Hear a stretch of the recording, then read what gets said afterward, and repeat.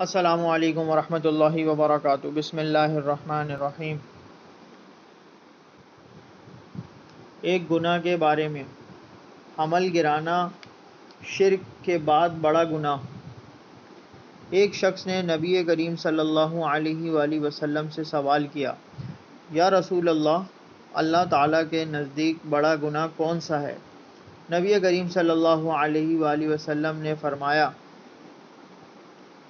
تو اللہ کے ساتھ کسی کو شریک ٹھہرائے حالانکہ اس نے تجھ کو پیدا کیا ہے۔ اس نے پھر سوال کیا، اس کے بعد کون سا گناہ بڑا ہے؟